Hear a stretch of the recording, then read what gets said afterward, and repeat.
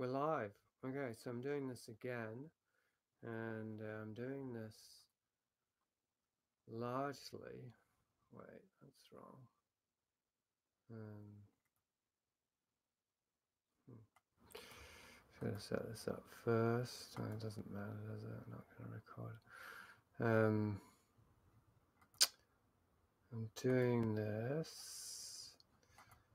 The reason I'm doing this is that I want to record a podcast, and I find that it's very hard to just get animated when it's just me and a microphone. So I figure if I'm actually live on YouTube, even if no one shows up, there's a feeling of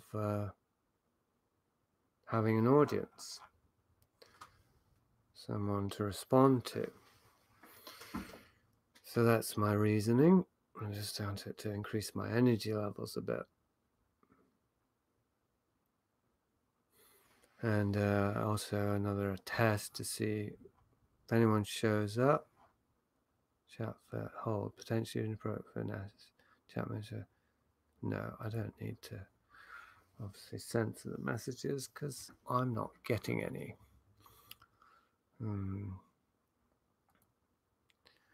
Alright, so we'll see. Maybe there'll be a beep if someone shows up.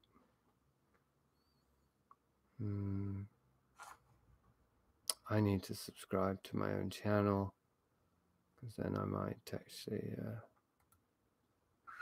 testing I'll be able to find out if subscribers get notified. Right, so now for the podcast. This is me, Jasun Horsley, at horticulture.com for the Liminalist podcast between.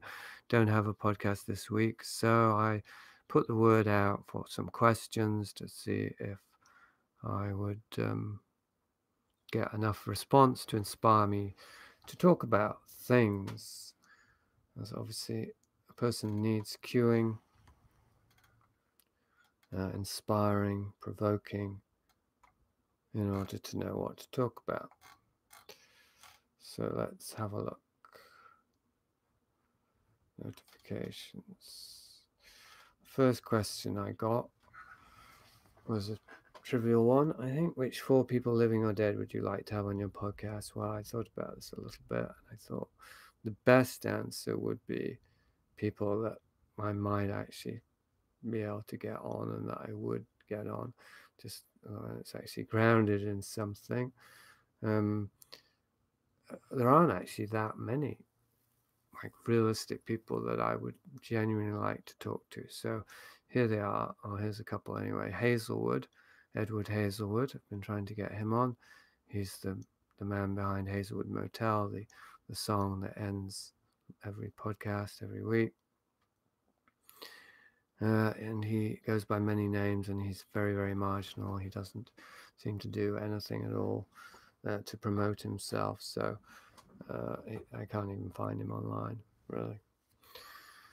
Another one's Morris Berman, who I'd like to talk to. I haven't managed to. He wanted me to read his latest book on Japan, about 500 pages, before I could talk to him, and I just wasn't willing to put that much energy and time into it. So obviously I don't want to talk to him that badly, but I still think it would be a good, useful conversation. David Byrne would be another who doesn't seem very realistic, but not entirely impossible, I suppose. Well, maybe I'll think of another as I go on.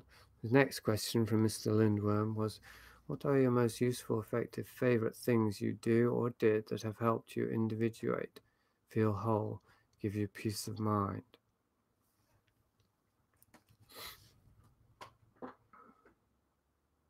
Writing, talking,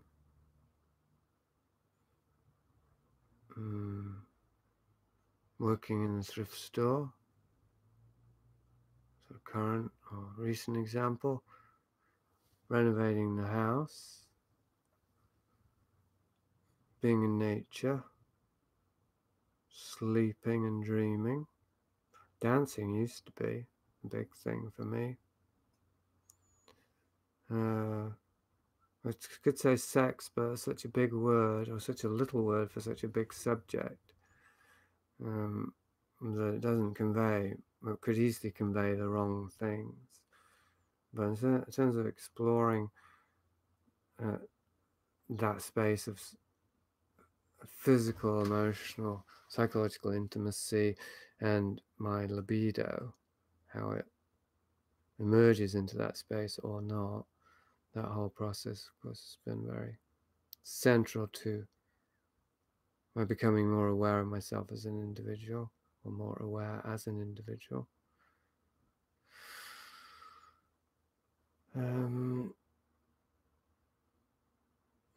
I suppose the other would be that, in a more general answer, I don't feel very inspired. I feel flat like a pancake.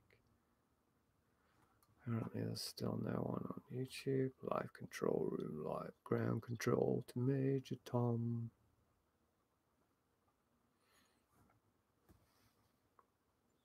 Okay, so far this isn't working. Thank God no one's watching or listening.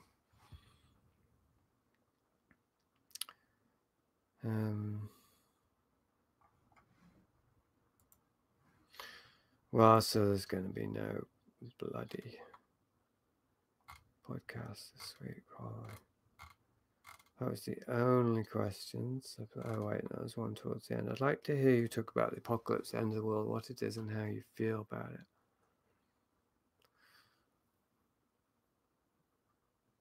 So I was thinking about it this morning, this question, and that the apocalypse is revelation. End of the world is the end of an illusion. So in both cases I correlate this concept with death, with personal death, physical death, personal physical death. And my sense that at death I will be faced with all of the things that have been unaddressed in my life, in my unconscious, in my body, therefore that are unprocessed, and that I will then be processed by, or I will identify with those aspects as they are being processed. The revelation of the state of my soul / psyche / unconscious, and indeed my body, I suppose, condition my body is. I think there's probably some intersection with the Christian resurrection there. Christian resurrection is about being made perfect. So that would involve a purge, presumably. Like for an imperfect being to be made perfect, it would have to be purged of its imperfections. You can see that psychically, you can see that physically as well. Like the body needs to be purged. If it's going to be resurrected in its perfect condition, it doesn't just have to be restored to youth and liveliness, but also to be cleansed of all pollutants. And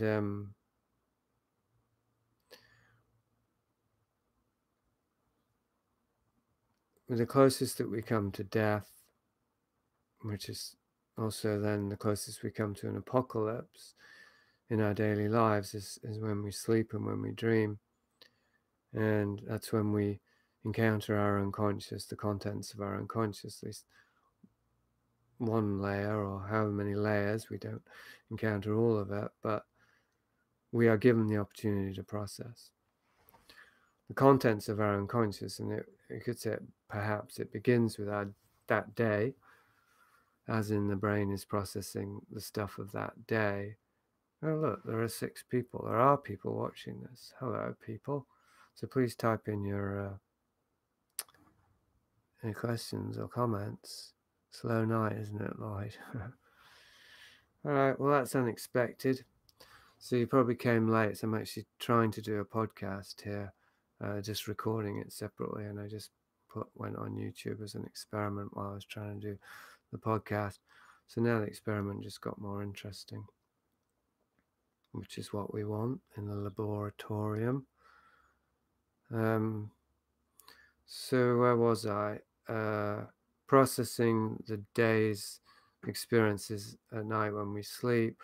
Well, yes, I'm sure there is something going on like that with our brains, but certainly in my experience, there's a lot more to process from the accumulated unprocessed content of all the days that went before, which does suggest, of course, that we'd just be, building up a growing backlog of unprocessed stuff, unless we're living conscious lives, so that we don't accrue more. And I do like to think that,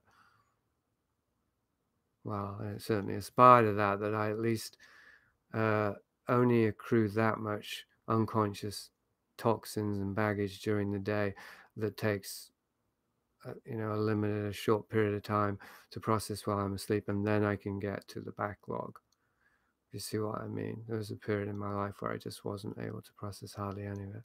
Anyway, the overall point is that my experience of dreaming, sleeping and dreaming, one of them, one of the acute experiences I have sleeping and dreaming, is of encountering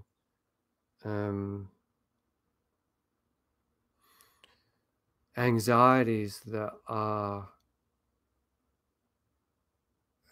quite overwhelming, and that they correlate with a fairly mundane narrative, such as trying to catch a plane and not being able to get organized in time, or trying to catch a ferry is another one.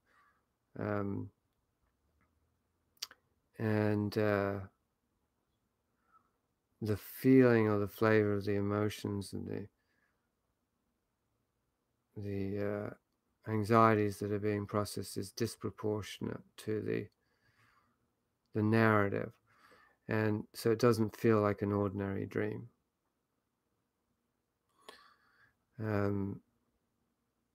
Like there's plenty of anxiety dreams, naked at high school and all that. I'm not talking about that kind of dream. I'm talking about a dream that feels like a psychic process is occurring, that's very deep and wide, and it has a narrative, but the narrative is clearly metaphorical. So I'm not really particularly identified with the narrative. I'm just experiencing the extreme emotions. Maybe it has just to do with becoming more conscious in my daily life, therefore I'm more conscious when I'm asleep.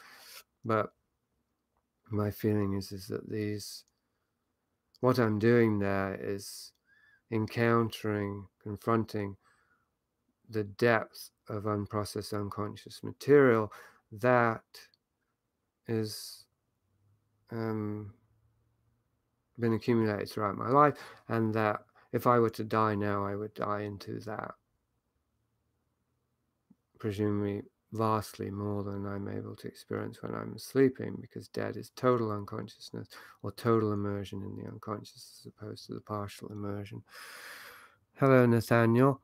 Most intensely drawn out anxious dreams seem to always have the most mundane narratives.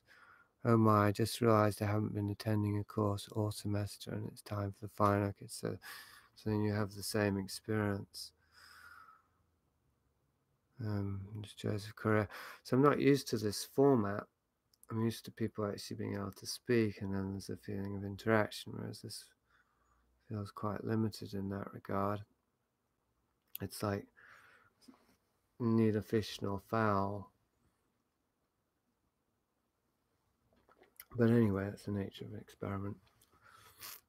Get more used to it as I go along. Anyway, so the context of the question for those who came late was talk about the apocalypse. What's the apocalypse? And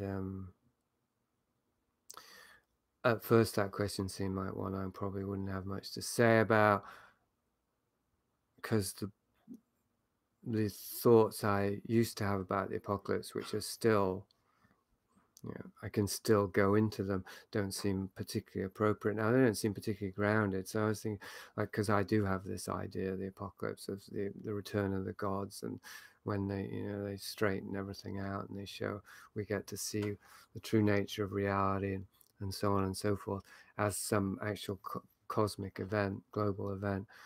I do want to believe in that, but I just don't see that that's really rooted in anything that's useful. may be true, it may not be true, can't really know. So how to talk about the apocalypse in a way that it can be tested and verified on a moment-to-moment, daily lived manner, but that also has reference to physical reality as we know it. So then the obvious parallel was death. We do know that we're going to physically die. We suspect that, or I suspect that there will be some sort of reckoning or revelation that will occur after our deaths or with our deaths.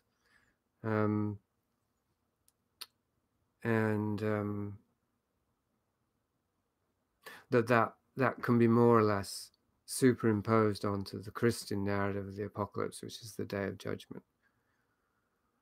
And so then, but the apocalypse is a global event. So then what occurred to me was that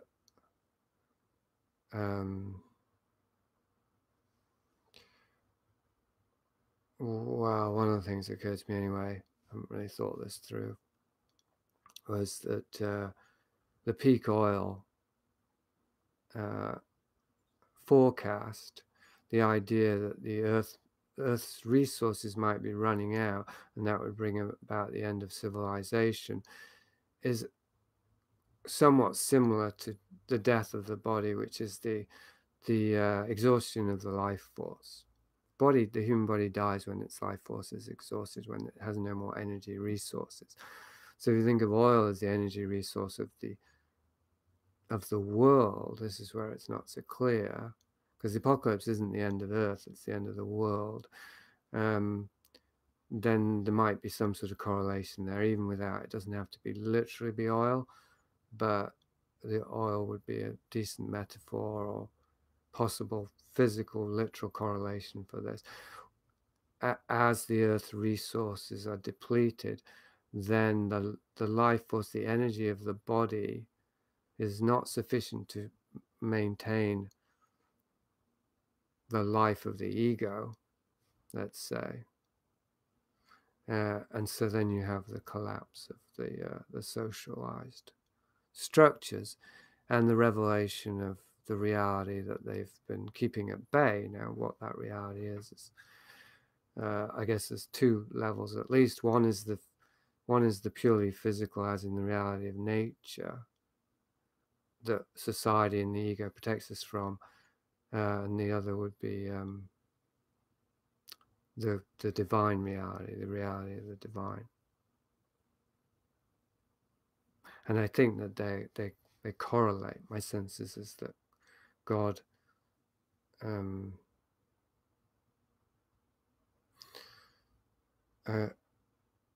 is known to us through our bodies in some way, as through nature and through the body. So anyway, if you have any questions, now's your chance, because I'm going to have to go to the next question thread, which is on Facebook.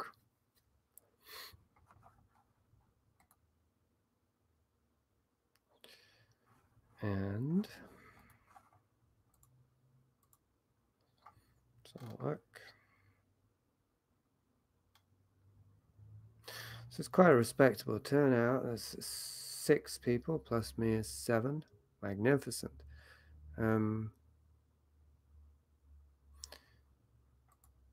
I mean, that's quite a lot can happen with 7 people. So,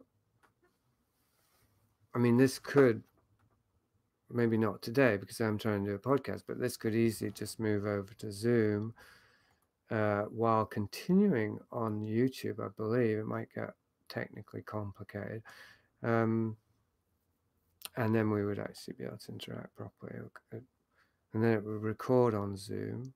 Yeah, I think there would be a way to take this more into the realm of the real, or the interactive, even right now. But I do want to get to these questions first, seeing as I asked for them and people gave them. So Greg Desolé My question for you, when weighing the merits of evidence for unusual claims, do you have guidelines you can share or summarize for us? No, I thought about this, but I couldn't really think of a direct answer to that. I mean, I do, but it'd be difficult to lay them out. But the first thing is, what's unusual claims? And I am actually working on a piece currently called the conspiracy. Well, it's not called, but it's about the conspiracy spectrum, as in the spectrum between conspiracy fact, historically verified facts, down to 5 people now, and wild and speculative theories, and even just outright disinfo nonsense. Although I wouldn't be confident about giving examples of the latter category. The former category is easy.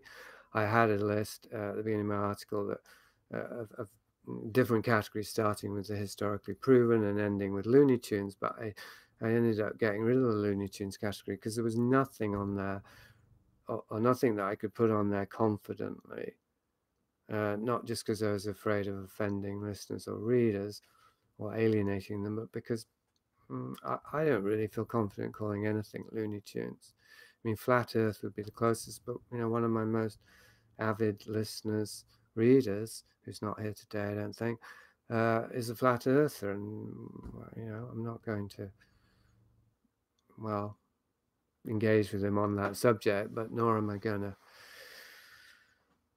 to pretend that I know absolutely about that. Anyway, the point was, what was the point? That one man's idea of unusual is another man's quite familiar. So that's problematic right there. How do we gauge what's an unusual claim? And it's one of the challenges I'm facing writing this piece. Is I'm trying to write across the spectrum. So I'm writing about particular stories, like about the Illuminati mind control in Hollywood, and I'm aware of one audience who would dismiss that stuff as ridiculous and absurd, and another audience that believes it completely 100% and undiscerningly. I'm not going to name any names here. And I can relate to both. I'm closer to the latter spectrum and believe that it's sourced in real stuff. But anyway, while I'm handling the material in the piece, it's very hard to I suppose, know what tone to use, or even know how to feel about the material. Like, I find myself feeling quite repelled by some of this material. But what I'm trying to do is put it in a context where it can't be dismissed. And but anyway, one of the points I have to consider is this Desilee's question. Like, if people consider this to be really wild and wacky and out there, then they need a certain level of argumentation and of evidence in order to move somewhat, along the spectrum whereby they're willing to consider it. So the first thing I do is I try to see the material or the evidence from the point of view of the skeptic, and to put myself in the mindset of the skeptic. Perhaps skeptic isn't the word, because I consider myself skeptical, but the doubter. And the next thing is very obvious, is I just look for sources that are considered valid and trustworthy. And there's an irony in this, because to the paranoid mindset, these sources aren't trustworthy. New York Times, Washington Post, they're not, because they're mainstream and they are instruments of propaganda, but they do adhere to certain criteria or requirements that henrymacow.com doesn't, let's say, which is that supposedly they're accountable. They can get sued if they make, unsubstantiated claims. And because of that, and because of other factors, obviously, just that they're generally considered to be respectable, even if erroneously.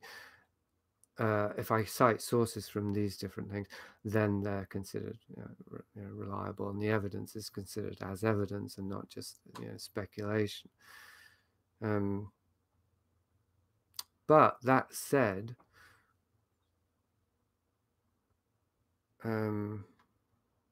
I don't think there is a way to really bridge this gulf. Or I don't think there's a reliable method, because I've arranged evidence in a way that I think is absolutely compelling, and somebody like Greg Desolet reads it and is not persuaded at all. And it's interesting for me as a writer to discover this, that I think a book like Prisoner Infinity makes a really strong case for large-scale, long-term social engineering that blows conspiracy theory out of the water, that makes conspiracy theory look like, a sort of daytime Saturday morning cartoon version of the truth, which I think it is. But maybe because of that, somebody can read it and still be dismissive of conspiracy, and I find that quite puzzling. But I am getting deeper into understanding why people are dismissive of conspiracy theory, because I think there is an inherent contradiction in it, which I've been getting at, and it's the idea of agency. It's all centered around this idea of agency. And the idea that conspiracy theories both reinforce the idea of, that we are separate individuals, while at the same time they contradict that, because they have these widespread conspiracies that couldn't really function if we just did exist as separate individuals. They require a kind of cooperation and a systemic working together that belies the idea that we're just individuals with agency. And add to that the wrinkle that they're interpreted as being attacks on our agency, as in they strip us of agency. Like we're slaves to the New World Order kind of thing. So there's definitely an ontological and philosophical paradox within the conspiracy theory mindset, which I think is worth untangling. And I think as it becomes untangled, it becomes more clear why intelligent people will dismiss the whole thing out of hand, because they don't want to get pulled into that. But unfortunately, as a result of that, they will dismiss facts as well, or they will dismiss the correlation between facts, I'd say, based on a philosophical position rather than an ideological one. So, I mean, rather than a fact-based one. So that's my answer to Greg, really, is that the evidence has to be couched in a psychological context and even a philosophical context that makes it coherent and persuasive. It's not about proving the reliability of the information, because I don't know that. That's the thing. Almost all of this is secondhand. So I can choose to trust the New York Times, but I know that that's just arbitrary, because I know not to trust the New York Times. So then I have to trust something else, which is my own ability to find coherence within patterns, which of course is what the conspiracy theorists are accused of doing wrongly, illegitimately. Anyway, I don't know if that quite answered the question, but I'm going on to the next one. Maybe you could talk about William Sims Bainbridge more in depth, and generally I've only heard you mention him in passing or in connection to others. No, I think I talked quite a bit about Sims Bainbridge, audience cults. I mean, I don't know a great deal about him. So I'm going to skip over that one. Read Prisoner Infinity if you haven't, because there's quite a lot in there. Sean Alga. I would love to hear a more nuanced take on what a person is supposed to think of mysticism as fraud versus the very real results a person often gets when attempting magic.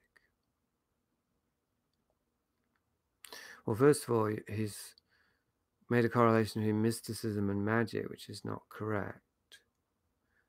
They're actually considered two very distinct approaches. Mysticism is more contemplative, magic is more active.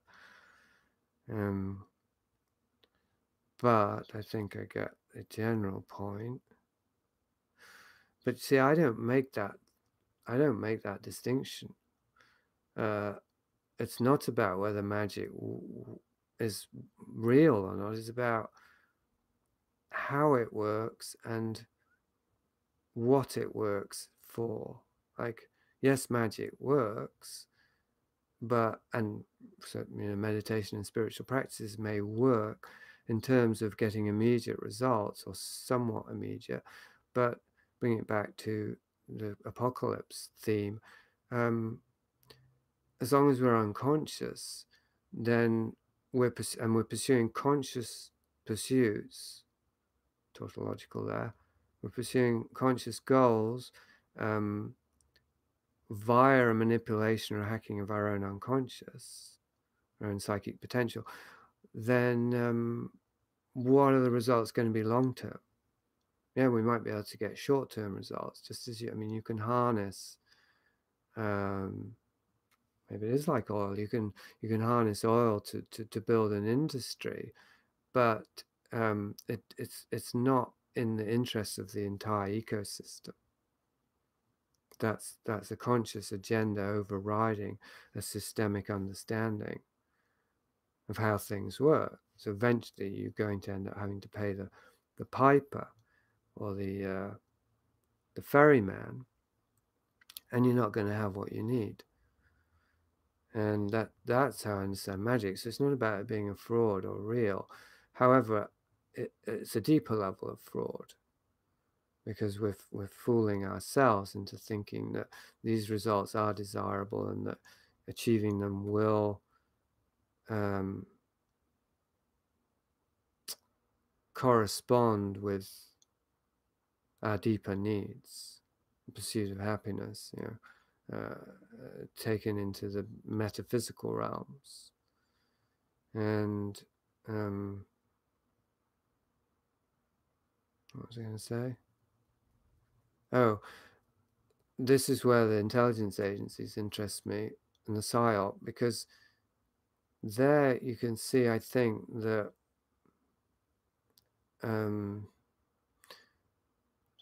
the cynical use of psychological methods which include or center around hacking into the unconscious is about, it's not really about real belief, it's about using belief to generate its own evidence. And so it's very paradoxical, because it's like an understanding of the human psyche means that I'm thinking of Arthur C. Clarke now, and technology and magic, that if you proceed in a certain way, understanding that magic is only as real as you believe it to be, then you can make it real without believing it. It's really weirdly paradoxical. And here I think belief relates to, I suppose it relates to religious belief. So it's the belief, it's a mechanistic belief in the paranormal, I think, rather than seeing the paranormal as a shadow of the spiritual realm, and therefore, first of all, a counterfeit or not the real thing, but also accountable too, like everything one does or experiences within the psychic realm, one will be accountable for it within the spiritual realm. And the operators of PSYOP do not believe this, or they believe they can somehow get around it. And I'd say the same about magicians and occultists. They believe that God is just an egregore, I think, because they've created egregores, they've created gods. I think the gods probably are egregores, but the Christian God is not an egregore. or at least, I mean, that's not referring to an egregore. That is referring, I mean, maybe Jehovah may be an egregore. I don't know. I mean, this will get quite tangly. But in its essence, I'd say the message of Christianity is referring, just as Enlightenment transmission is referring to something that is eternal and that is not constructed by human will. Okay, there's 10 people listening, and no new questions on YouTube. Let's see. Somebody asked about, no, but that was about James Corbett. Wanted me to talk to James Corbett. Can't answer that, obviously.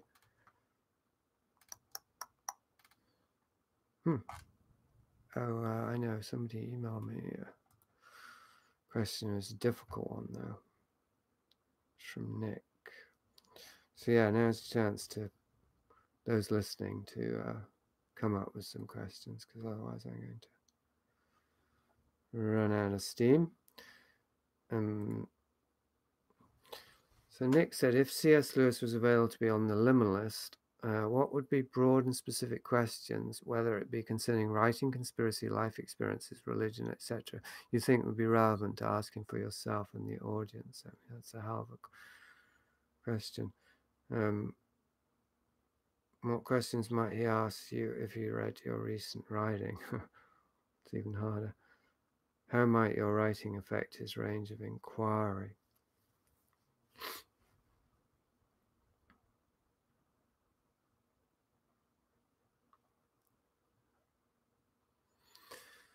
Well, I want to ask C.S. Lewis about his view on Hollywood, because I know he considered Hollywood to be an apparatus of the devil, and that movie stars were working for the devil, and he didn't know it, and they didn't know it. And that's what I'm exploring in this current piece that I'm working on, Psychological Operatives in Hollywood, the notion that Hollywood is a psyop and that it is designed to deceive us in a diabolical fashion. And so I'm looking at it from a more literal perspective of the CIA working through Hollywood, and Hollywood players actually lying and pursuing agendas that are covert and so on. But of course, follow that train of crumbs far enough and you will end up with organized pedophilia and possibly organized ritual abuse, or definitely organized ritual abuse, but possibly even in Hollywood, and therefore something more literally demonic. Anyway, of course I go off down that track very easily, but I'd be interested what C.S. Lewis would think about that, and I'm sure he would be interested in my explorations around that. And then the other area that would obviously be fruitful to talk about would be the theological, because I find I can relate to C.S. Lewis's theology. I find it's very human, it's very down to earth, it's very simple, and it's very intuitive. It feels very grounded. He's probably my favorite Christian, C.S. Lewis. So who knows, he might even convert me if he were alive. If anyone could, it would be C.S. Oh, good, some more questions. Okay, what about seemingly harmless things like astrology? Also, do you think we can have an entity draining our energy? I've heard about people getting them from ayahuasca. Well, yes, I do. And I was just talking to my niece about this today, because she was describing this nightmarish party that she'd, actually it was her party, but it got took over by psychedelics, really, and then the psychedelics took over the users, and it became nightmarish. And the way she described it really brought to my mind, the sense of entities being summoned and drawn to the psychic fissures openings that the psychedelics were causing, and moving in, possessing, or glomming onto people physically and psychically while they were that open and vulnerable on the psychedelics. And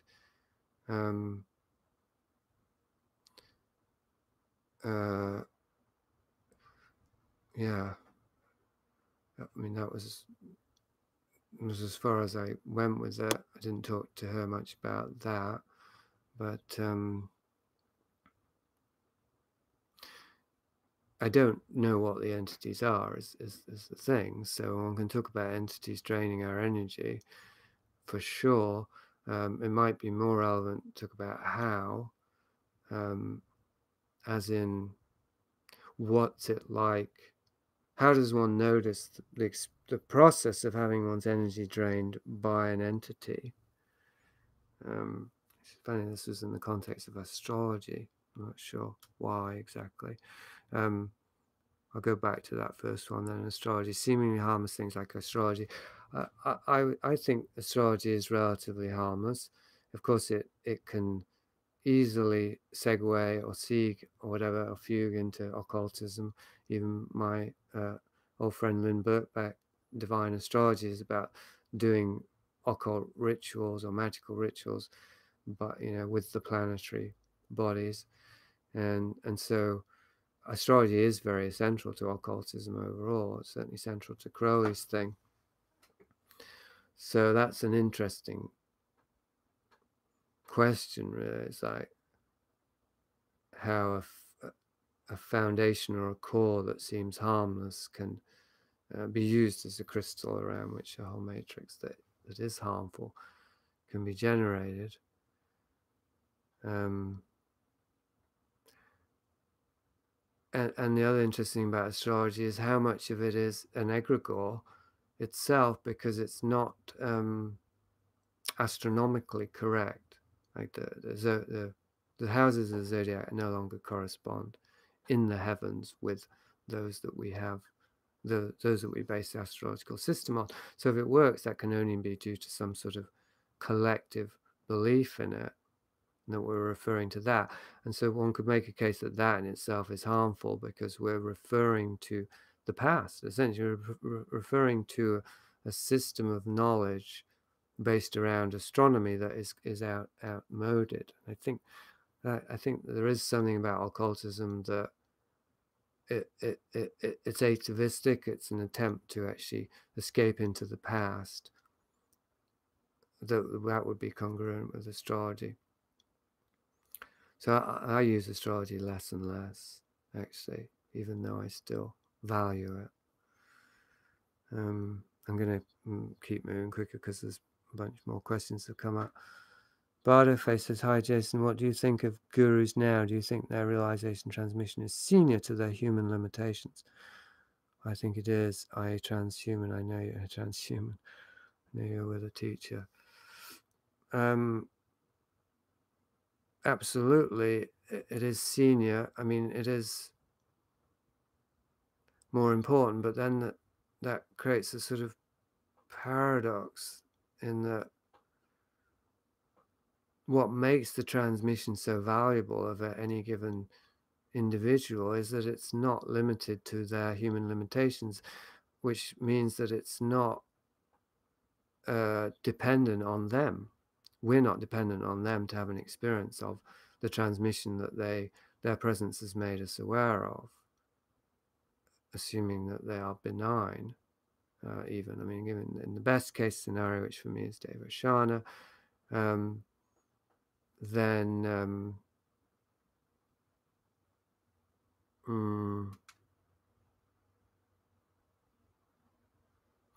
it's harder and harder for me to talk about what I actually get from Deva Shana and why I'm involved with them. It's odd. You'd think it would get easier, but it's getting hard. I mean, I wrote an essay about it, so maybe it's partly that. I feel I kind of said it all there. But at this point, it's like he's somebody I know and somebody I'm working with together, and that's that. So it's like lots of other people. It just happens to be that he, well, is making claims to be enlightened and place himself as a spiritual teacher, and things that I don't particularly like, but I can see why he does them, but they seem less and less relevant to me in my relationship with him. And even the experience of the transmission is becoming less relevant. It's very mysterious. But I think that's only as it should be. So I think, to try and answer your question a bit coherently, I think maybe an example or a metaphor for it would be like language itself. That language is a conveyor of the transmission, just as one individual can be. But if we really receive the transmission that's being conveyed via the language, we, like a snake's skin, we discard the words that brought the transmission to us. We don't thereby associate the transmission with the word transmission and then think, if I just repeat that word, whenever I need the transmission, I will get it. We won't, any more than if we experience it with a given individual, that we can just keep going back to that individual. It's already moved on in a certain sense. So I mean, like with Dave, yes, he gave me an experience of the transmission, but I'm not involved with him now in order to have an experience of the transmission.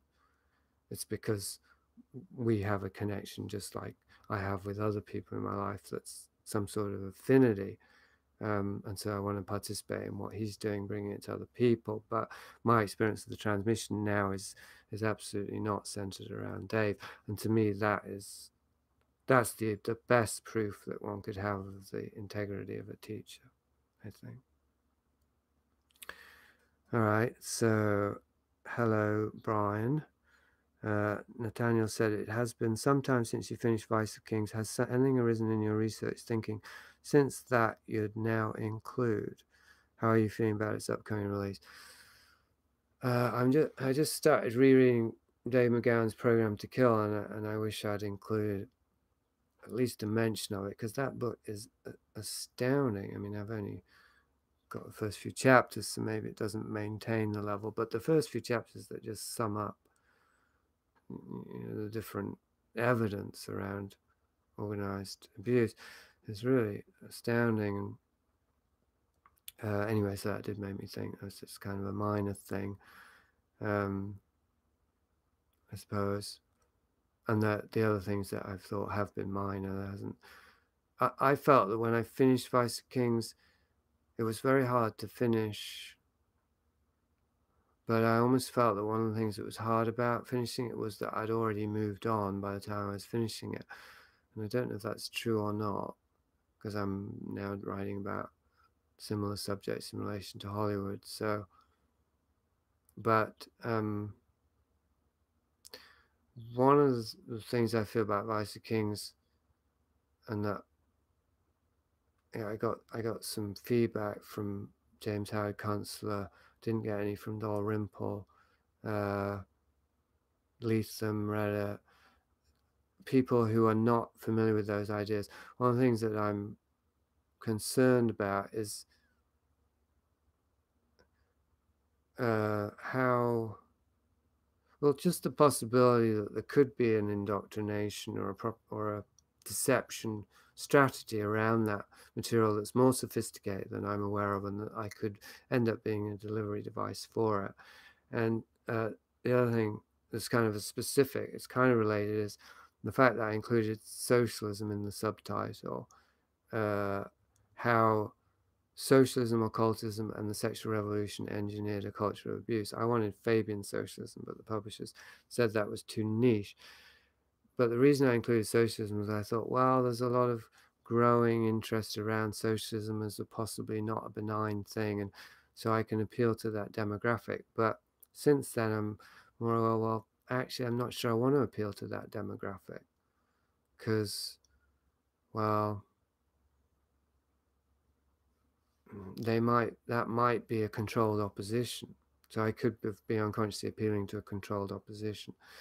So anyway, so I have some concerns. I feel that it's more autobiographical than my other books in a certain sense, more confessional. But in other ways, I'd say it's less so. It's slightly more of a polemic. So I'm a little bit concerned about that. But we'll see. We'll see how it's received. Laboratorium Stanley, thoughts on CRISPR babies in China. I don't even know what that is. The NASA Mars rover landing. Stop. Well, if you give me top stories in the news today, you're going to get not very far because I don't follow the news. So I'll just skip that unless you want to give more info. SB Alger, I used to warn groups of people not to drink and take hallucinogens together because the risk of confrontation increases. If I saw people taking acid or shrooms at a regular party, I would them to leave. I would ask them to leave. Okay, so that's the comment. And Bardo Face was appreciating my answer. Okay, so I'm open to more questions. I was just thinking about the entity thing, whether I kind of left that one hanging a little bit or unfinished. It's one of my concerns for sure. I mean, one of my major concerns at this point, I'd say, is, and not just or even primarily because of my niece. I just feel that maybe it's because it's an area that I can definitely testify in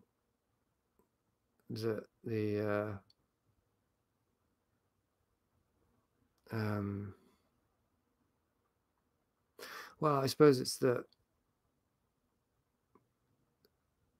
a lot of good people with a lot of potential are being corralled or drawn or lured down this particular route, I think, in order to sabotage their process.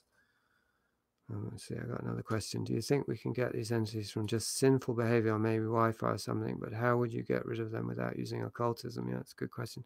Maybe asceticism and burning sage. Well, okay, so that's I think that's a very helpful question because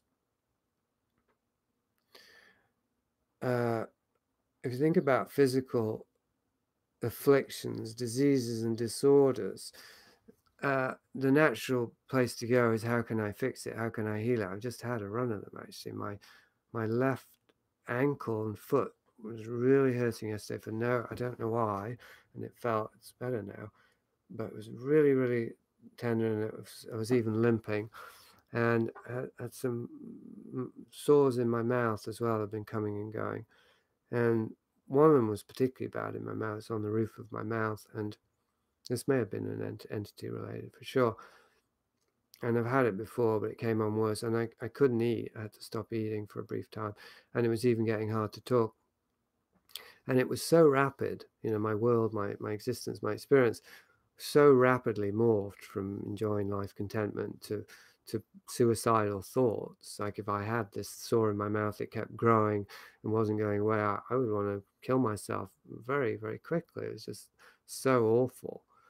And so, of course, get rid of it. But interestingly, I often noticed myself, and even in this case, once it had gone down enough that it wasn't oppressing me, it wasn't that I missed it exactly. I started to miss it, but I did become more ambivalent about getting rid of it. Like, well, and this wasn't consciously, oh, what's it trying to tell me? I needed, to stay around so I can listen to it. But I think that was part of it. There may have been a neurotic thing there too, which is just that being ill somehow is comforting to me. I think there is that. But I also think there is a sense, well, whatever this is, it's not just some random affliction any more than Job's afflictions were random, that I just want to get rid of and forget about. I do want to receive the message before I dismiss the messenger. And I understand that the body comes up with symptoms because it's communicating something relating to toxins and other factors, environmental factors too, and even sinful behavior perhaps. Like I have an ongoing relationship with junk food. I really hardly any. My wife thinks I'm very disciplined, but I still think, well, why do I eat it, and so on.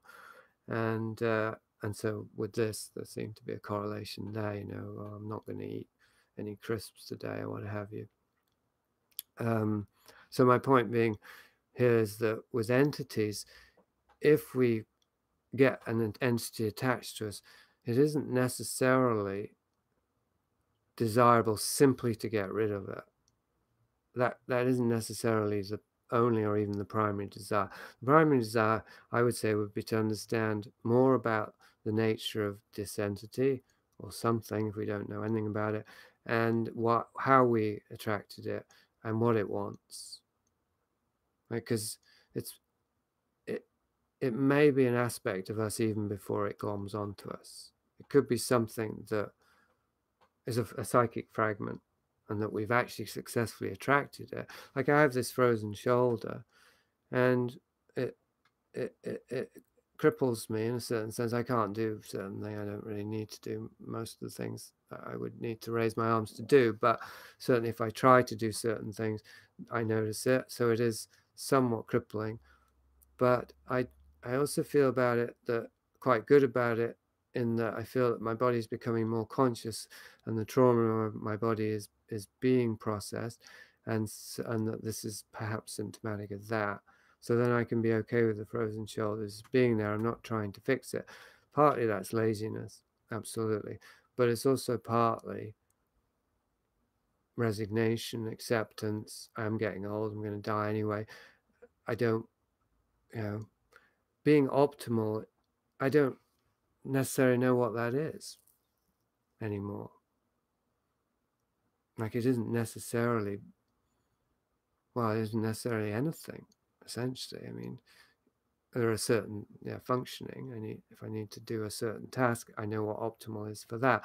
But in terms of living and the opposite of a sinful life, grace, I don't know what that would look like or feel like. Back to Job, isn't it? Like for Job, unfortunately, all of those afflictions were the means to grace for him. Now, I know that's an extreme case, and I don't necessarily adhere to that kind of thing, that suffering purges us or anything like that. But certainly our resistance to suffering isn't only physical. There's also a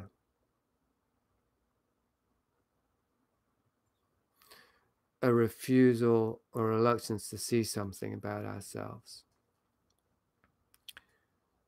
Have you ever met anyone that is your character in being the one? Keanu.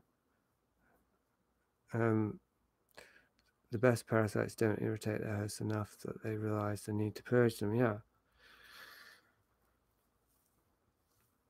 Yeah, but it's, I mean, there's this thing that I wrote, I think in response to Greg Desolate, was the idea of purity requires a context.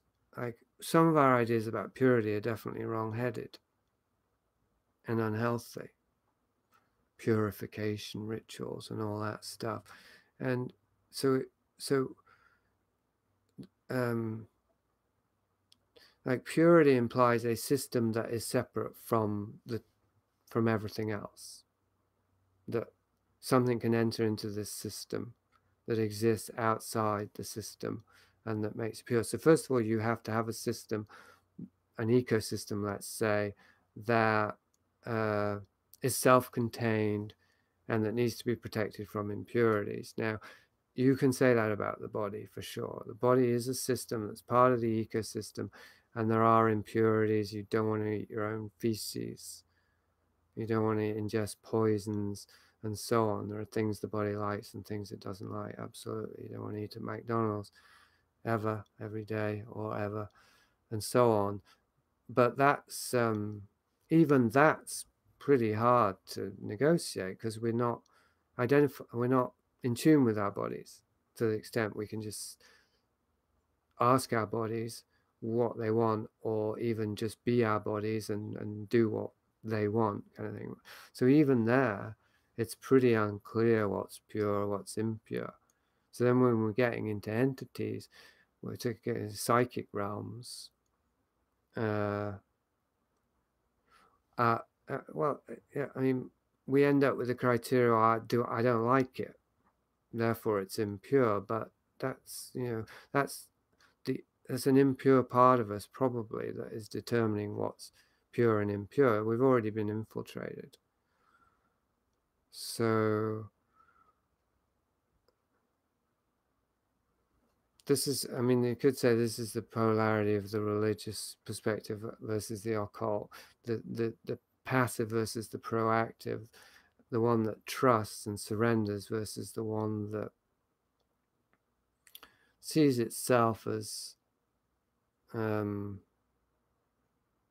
guess it's a premature assumption of power and responsibility, essentially. And I think that because of the infant trauma, we never really grew out of our experience of being absolutely powerless. So the religious perspective, I think, is necessary to a degree in terms of surrendering absolutely to a higher power, just as when we were infants. So I think there is a psychological basis for a religious attitude, which is sound and congruent with psychological healing. But tricky, of course, because religion can be just as proactive as occultism, and it's not an absolute dichotomy. Moriarty, do you think there is a path of liberation? Are you on a path of liberation now, or from working with Dave, has this idea transformed to something else? How do you think we work out our crap stuff? And then Joe asked, have you looked into trauma release exercises? I haven't, to the latter, because that's the quicker answer. I have thought about it. It even came up recently. And I wouldn't be averse to it, absolutely. And you could say I've done my own sort of versions, and even with Dave Ashana, energy work is related, I think. But I would be very cautious about, that would entirely depend on how I came upon the exercises, who came up with them, how I felt about the person, the timing, and so on and so forth, and just how, I just feel more and more that my laziness and inertia is safer. It's like a healthy caution that, and there's an aspect of rationale and the rationalization in this, but generally, like, I'm trusting more and more to something in me that will inspire me to do stuff if it's the right thing to do. And so most of the time it doesn't happen. Of course, I'm doing lots of stuff, but well, so far anyway, I haven't been inspired to do trauma release exercises, not counting my sleep, because I think it does, at a certain point, these things develop their own momentum. And not to say that it's either or, but I think it's preferable if they're happening without our conscious design. Well, definitely it's preferable, of course, it'd be so much easier, but I also think it's much, much safer. Anyway, I'm going to get back to the longer question. I thought recently of freedom, which I prefer to the word liberation, being a better word than enlightenment, but of course it's just word, just supplanting one word for another in the end. Am I on a path of liberation? Because I don't know what enlightenment is, and although I don't know what freedom would be like, I do have a daily experience of things I want to be free from. And I do have a continuous experience of being more free of things. I'm more free of anger, I'm more free of sadness. Although I should qualify that there's something paradoxical in there, which is that I may become more aware of the things that I'm becoming free of. So it's a bit contradictory. I'm more aware of my anger in some ways lately than before. Like, I'm more aware of just kind of being a bit angry most of the time about things. But it seems to me that the awareness is liberating. and also the result of being more free.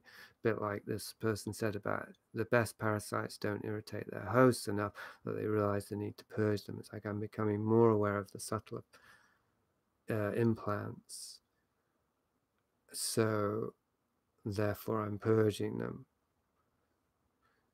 So anyway, so that is a lightening that seems to correlate with the idea of freedom and liberation. But I wouldn't say I was on a path exactly. I mean, I would be hesitant to say at this point, because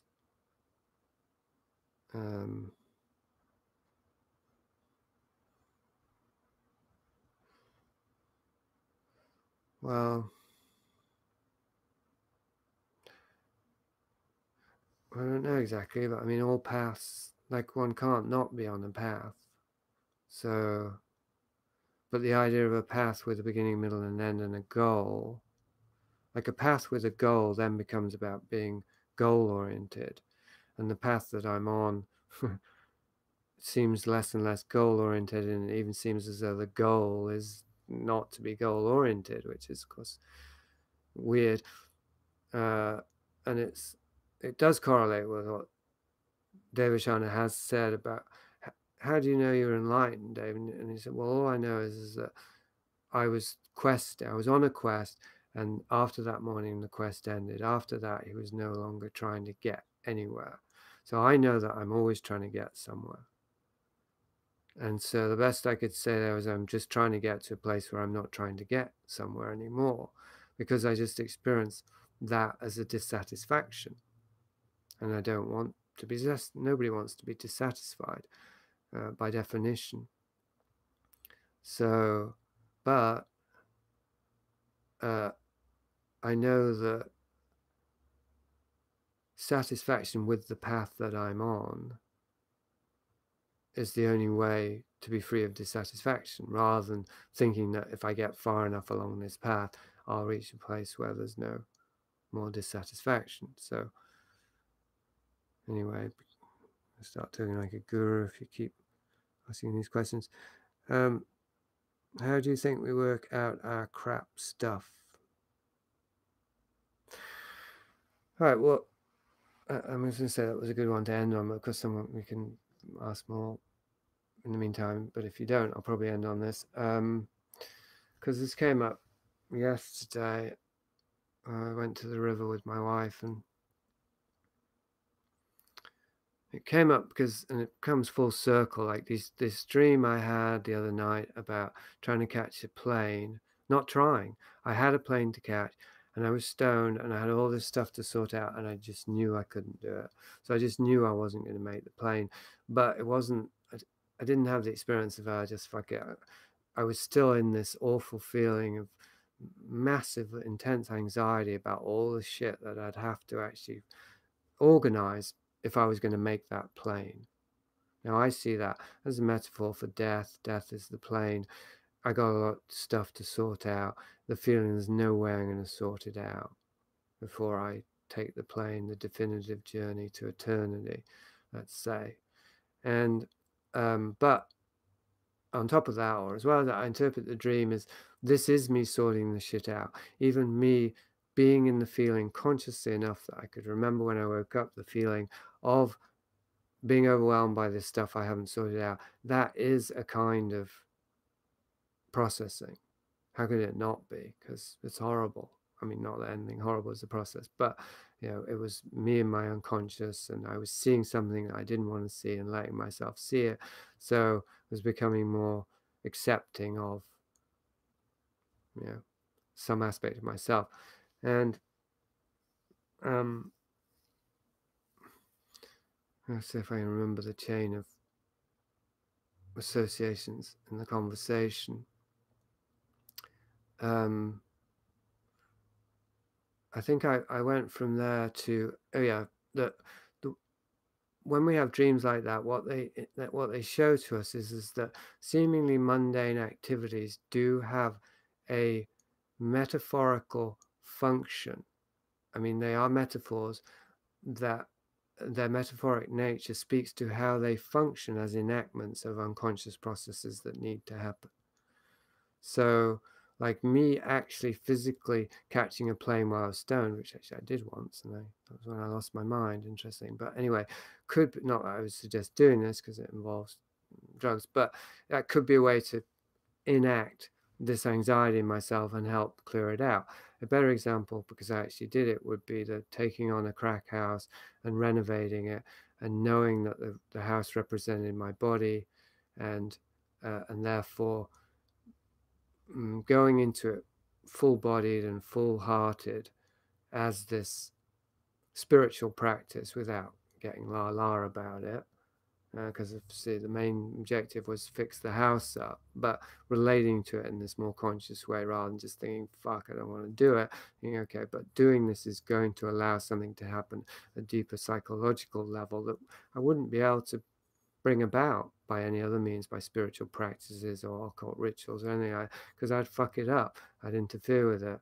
But here, I've just got to focus on getting the job done properly, and the other stuff will sort itself out. Same with the thrift store. One of the things I've said about the thrift store, become more and more aware of, is if we just focus on the financial aspect, how to run it best as a business, then it will run itself best in other more far-reaching ways, in terms of being humanitarian, being fair, being honest, being all these things. They will follow, because money has a logic of its own. It might be the root of all evil. It's actually love of money that's the root of all evil. But respect of money is the root of sort of sound, having a sound relationship with our physical realm, Saturn's realm. So the thrift store is also this. And so what I said then, when we were actually at the river there, and I said, well, it's like, so life is like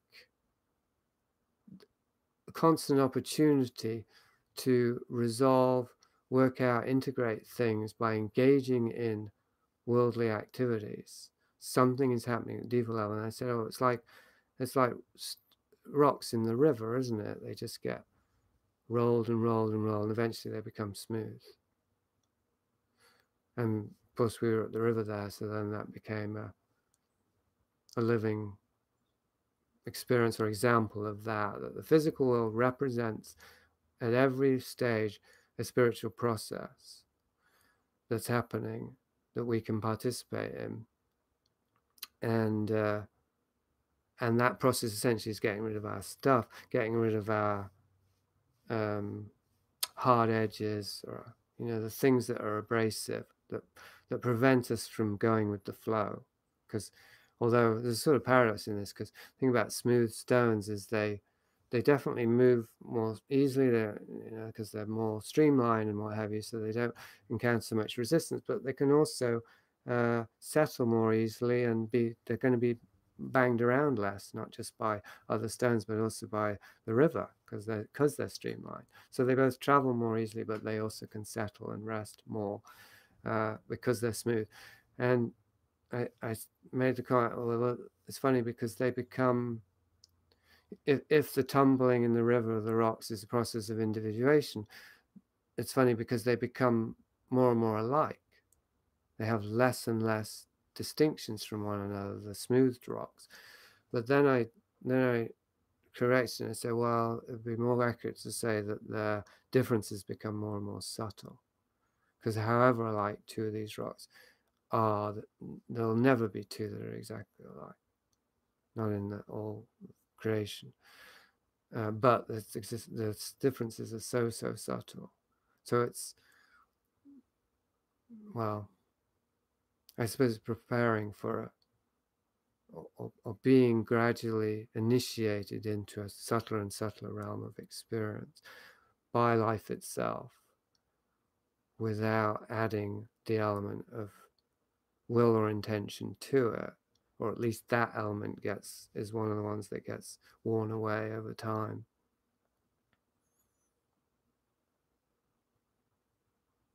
So you do need something to get the ball rolling. So that, I mean, that makes it tricky for me to address people's, or to address subjects in a general way, occultism, psychedelics, I can't really 100% say, oh, well, these things are no good for you, because I did them myself, and maybe they were useful, even because they allowed me to see, you know, the downfalls of them. That was useful, because then I could extend that knowledge to other people, but also to other things. So I suppose everything has its place, but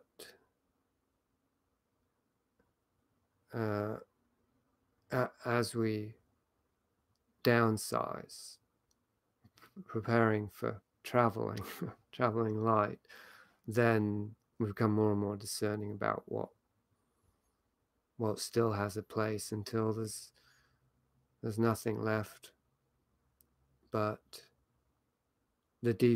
our deepest love of life. Our ability to receive and transmit the love of life, I think, is what remains, and that does extend to everything, because it's the deepest level. It receives everything. I suppose even garbage ends up at the bottom of the river, and everything gets dissolved in time. So things that seem like pollutants now eventually won't be. All right, then. 1:16, 16 seconds. Look there. I think I'll just wind up then, because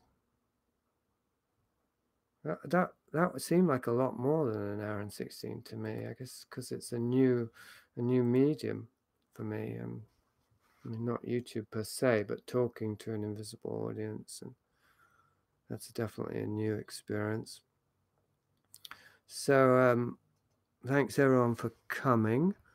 There's I think 9 of you here. I don't necessarily know who all of you are if you didn't comment, but anyway, I think I know all of you who did comment, a little bit at least. SP, I'm not so sure. And I push buttons, I don't know who that is. Oh, and Joe, run you ragged. Never encountered Joe before, but anyways, thanks for showing up. And next time, I think what I will do is start the same way. You can also message me or email or whatever if you like particular times for this, because obviously I just did this last minute random, but I might start doing this regular times. And what I will do, as I said earlier, is I will start on YouTube, and then I'll open Zoom. Oh wait, no, it won't work, because the camera, it won't be able to use the camera both places. Okay, well, I'll think about that anyway, and you can let me know if you have a preference, because we could just do it on Zoom. I mean, we could start here and then just move over to Zoom, because it records on Zoom, and it'd be the same basically, and I could upload it to YouTube. So yeah, we'll just do that. I'll start it here if there's enough people. Go over to Zoom, carry on there. That way I can see people, and you can actually speak your questions, and then you can agree afterwards if you're okay with putting it on YouTube. Something like that. All right. Thanks, everyone. I'm going to end the stream now. This has been fun. Definitely gave me energy. I mean, I don't mean like a vampire. I mean, it inspired me. Yeah, that's definitely. Joe just said, good to see me looking relaxed. I don't know. I guess everyone can see the comments, can't they? Yeah. Yes, that's thanks. That's the secret of my success. Okay, I'm ending. Till next time. Bye for now.